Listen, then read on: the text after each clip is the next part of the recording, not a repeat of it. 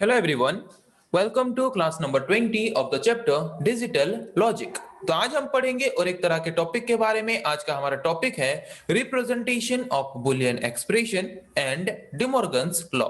So first हम पढ़ेंगे कि बुलियन एक्सप्रेशन को बुलियन अलजेब्रा में हम किस टाइप में रिप्रेजेंट कर सकते हैं। उसके बाद हम पढ़ेंगे डिमॉर्गन्स लॉ के बारे में। सो फर्स्ट हम देखते हैं कि हम बुलियन अलजेब्रा में बुलियन एक्सप्रेशन को किन किन फॉर्म में रिप्रेजेंट कर सकते हैं। A Boolean expression can be represented in two different forms. एक बुलियन अलजेब्रा में जो बुलियन एक्सप्रेशन हम बनाते हैं, बुलियन एक्सप्रेशन को हम दो अलग अलग फॉर्म्स में रिप्रेजेंट कर सकते हैं। एक है canonical form and another one is non canonical form. दो डिफरेंट फॉर्म में हम क्या कर सकते हैं, दो डिफरेंट फॉर्म में हम बुलियन एक्सप्रेशन को रिप्रेजेंट कर सकते हैं।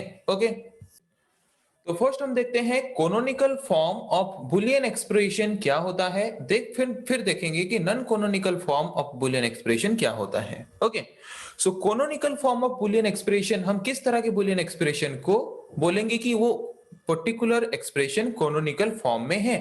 Okay, boolean expression where each term contains all boolean variables in their true or complemented form is called canonical form of boolean expression।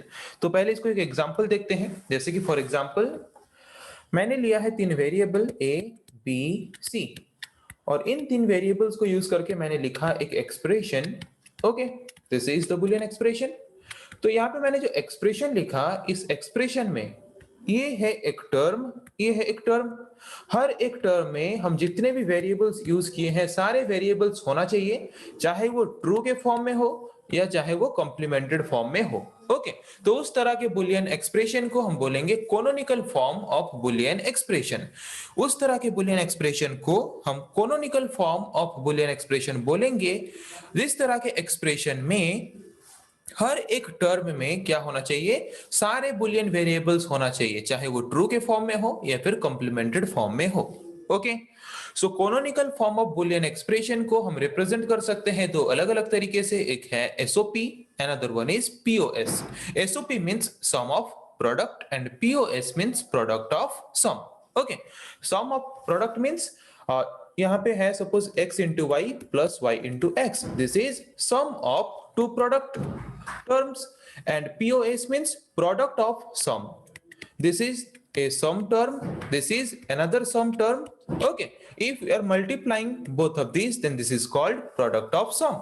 Okay, so canonical form of Boolean expression can be represented in two of the following form. One is SOP, another one is POS. Okay, तो इतना समझ आ गया कि canonical form of Boolean expression हम किस तरह के Boolean expression को बोलते हैं। जिस तरह के एक्सप्रेशन में हम जितने भी टर्म्स यूज करते हैं सारे टर्म्स में ऑल वेरिएबल्स होना चाहिए, चाहे वो ट्रू के फॉर्म में हो या फिर कॉम्प्लीमेंटेड फॉर्म में हो। ओके, सो एक बुलियन फंक्शन हम किसको बोलते हैं, जिस फंक्शन को हम बुलियन एक्सप्रेशन के द्वारा डिफाइन करते हैं या फिर डिस्क्राइब करते हैं, उस तरह के फंक्शन को हम बोलते हैं Boolean function. So Boolean function को अगर हम canonical form of Boolean expression use करके रिप्रेजेंट करते हैं, चाहे वो एसओपी के फॉर्म में हो या फिर पीओएस के फॉर्म में हो, तो उस तरह के बुलियन फंक्शन को हम बोलेंगे canonical form of Boolean function. Okay, a Boolean function is said to be in canonical form if it is represented as either in SOP or POS form।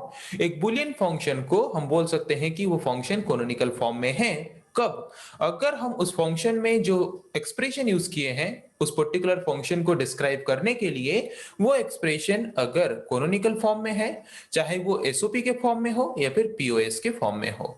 Okay, so canonical form of Boolean expression को हम standard form of Boolean expression भी बोलते हैं, क्योंकि ये एक ऐसा form है बुलियन एक्सप्रेशन का जहां पे हर एक टर्म में क्या होता है, सारे बुलियन वेरिएबल्स होते हैं, चाहे वो ट्रू के फॉर्म में हो या फिर कॉम्प्लीमेंटेड फॉर्म में हो।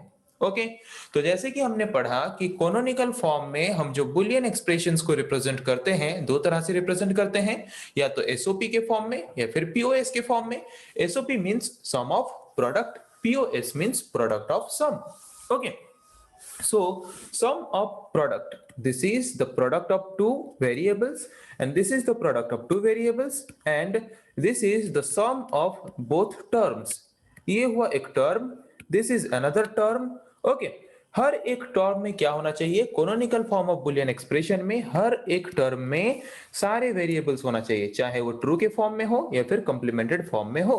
तो यहाँ पे x डॉट y दोनों ही ट्रू के फॉर्म में है और दोनों ही वेरिएबल हैं। देन अनदर टर्म में y x बार और x dash means complement of x। तो यहाँ पे भी दोनों वेरिएबल्स हैं, एक ट्रू के फॉर्म में है, एक कॉम्प्लीमेंटेड फॉर्म में है। तो वही बोला हमने कि canonical form of Boolean expression में हम जो एक्सप्रेशन लिखते हैं, एक्सप्रेशन का हर एक टर्म सारे वेरिएबल्स को उनमें प्रेजेंट करना जरूरी है, चाहे वो ट्रू के फॉर्म में हो या फिर कॉम्प्लीमेंटेड फॉर्म में हो। Okay, then POS, product of sum. Okay, this is the sum of two variables, this is the sum of two variables, and this is the product of both the terms. Okay, this is one term, this is another term. Okay, product of sum means the product of two different terms or more than two terms. Okay, so product of sum में देखो यहाँ पे भी वही है, canonical form में है। मतलब यहाँ पे जो टर्म है, इस टर्म में हमने दोनों ही वेरिएबल यूज किया है, ये दोनों वेरिएबल्स को यूज किया है। इस टर्म में भी हमने दोनों वेरिएबल्स को यूज किया है। इस पर्टिकुलर टर्म में दोनों वेरिएबल्स ट्रू के फॉर्म में है, बट इस पर्टिकुलर टर्म में y वाला जो वेरिएबल है वो कॉम्प्लीमेंट फॉर्म में है और x वाला जो वेरिएबल है वो ट्रू के फॉर्म में है। तो इतना पता चला कि canonical form of Boolean expression में हम जो भी एक्सप्रेशन रिप्रेजेंट करते हैं, उनमें जो भी टर्म्स हम यूज करते हैं, टर्म्स में सारे वेरिएबल्स प्रेजेंट होना जरूरी है, चाहे वो ट्रू के फॉर्म में हो या फिर कॉम्प्लीमेंटेड फॉर्म में हो। ओके, उसके बाद आते हैं नॉन कैनोनिकल फॉर्म। तो किस तरह के बुलियन एक्सप्रेशन को हम बोलेंगे कि वो particular boolean expression non canonical form में है।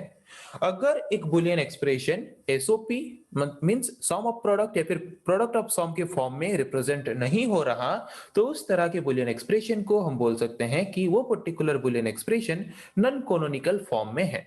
When a Boolean expression is not in SOP or POS form, it is called as non-canonical form। यहाँ पे आप देख सकते हो, फर्स्ट नॉन कैनोनिकल फॉर्म में हम नॉन कैनोनिकल फॉर्म किसको बोलते हैं कि जितने भी वेरिएबल्स यहाँ पे हैं, सारे वेरिएबल्स हर एक टर्म में होना चाहिए। तो यहाँ पे जो टर्म है, इस टर्म में सिर्फ x है, ना ही y है ना ही z है। ये टर्म है, यहाँ पे x नहीं है, तो इसको हम नहीं बोलेंगे canonical form of Boolean expression, इसको बोलेंगे non canonical form of Boolean expression. तो यहाँ पे ना ही प्रोडक्ट ऑफ सम के फॉर्म में प्रॉपर्ली रिप्रेजेंट कर रहा है, ना ही सम ऑफ प्रोडक्ट के फॉर्म में प्रॉपर्ली रिप्रेजेंट कर रहा है। और एक एग्जांपल हमने यहाँ लिया है, तो यहाँ पे कितना वेरिएबल है, 3 वेरिएबल a b c। पर यहाँ पे जो टर्म है, यहाँ पे सिर्फ a एंड b है, c नहीं है। यहाँ पे सिर्फ c है, a b नहीं है। तो यहाँ पे इस तरह के एक्सप्रेशन को हम बोलेंगे non canonical form of Boolean expression. वही लिखा है, in a Boolean expression if any single term does not have all the variables either in true or complemented form। एक बुलियन एक्सप्रेशन में कोई भी एक सिंगल टर्म अगर सारे वेरिएबल्स को अपने अंदर रिप्रेजेंट नहीं किया है, चाहे वो ट्रू के फॉर्म में हो या कॉम्प्लीमेंटेड फॉर्म में हो, तो उस पर्टिकुलर बुलियन एक्सप्रेशन को हम बोलेंगे कि वो Boolean expression non canonical form में है। ओके, समझ आया कि कैनोनिकल फॉर्म क्या है, नॉन कैनोनिकल फॉर्म क्या है। तो यहाँ पे एक चीज ध्यान रखना जरूरी है कि बुलियन अलजेब्रा में हम जो बुलियन एक्सप्रेशन रिप्रेजेंट करते हैं, वो कैनोनिकल फॉर्म में होना जरूरी है। ओके, तो अगर हमारा इक्वेशन नॉन कैनोनिकल फॉर्म में है, तो उसको कैनोनिकल फॉर्म में कन्वर्ट करना जरूरी है, बिकॉज बुलियन अलजेब्रा में हम जो बुलियन एक्सप्रेशंस रिप्रेजेंट करते हैं, that must be in canonical form. Okay, तो समझ आया different form of representation of Boolean expression. Boolean expression को हम किस किस फॉर्म में रिप्रेजेंट कर सकते हैं, कैनोनिकल फॉर्म में, नॉन कैनोनिकल फॉर्म में। कैनोनिकल फॉर्म को हम स्टैंडर्ड फॉर्म भी बोल सकते हैं एक बुलियन एक्सप्रेशन का। ओके, जहां पे हम जो एक्सप्रेशन बनाते हैं, हर एक टर्म में सारे वेरिएबल्स होना जरूरी है, चाहे वो ट्रू के फॉर्म में हो या कॉम्प्लीमेंटेड फॉर्म में हो। और उसका रिवर्स जो है उसको हम बोलेंगे non canonical form of Boolean expression. Then another topic of today's class is De Morgan's law। So De Morgan's law, आप मैथ में पढ़े होगे डिमोर्गन्स लॉ के बारे में। तो डिमोर्गन्स लॉ क्या होता है, a प्लस बी का कॉम्प्लीमेंट अगर है, तो इसका मतलब होता है डिमोर्गन्स लॉ में a complement into b complement. और अगर a इंटू बी का कॉम्प्लीमेंट होता है, तो उसका किसके साथ इक्वल है? A complement plus b complement, this is De Morgan's law. Same rule यहाँ पे यूज किया जाता है बुलियन अलजेब्रा में भी। ए और बी का complement equals to a complement and b complement, this is and symbol. A and b का complement equals to a complement और b complement. Okay, this is De Morgan's law, जिसको हम यूज करेंगे कभी भी अगर हम बुलियन अलजेब्रा में different type of Boolean expressions को यूज करके अगर कुछ ऑपरेशंस परफॉर्म करते हैं तो।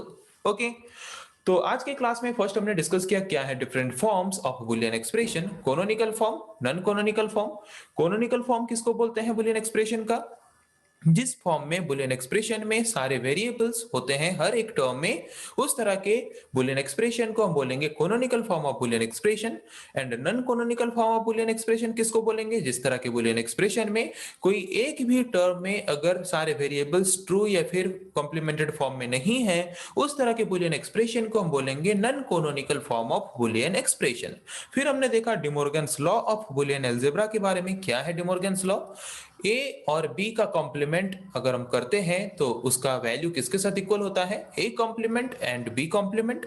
और अगर ए एंड बी कॉम्प्लीमेंट का अगर हम डिमोर्गन्स लॉ फाइंड करते हैं तो उसका वैल्यू किसके साथ इक्विवेलेंट होता है?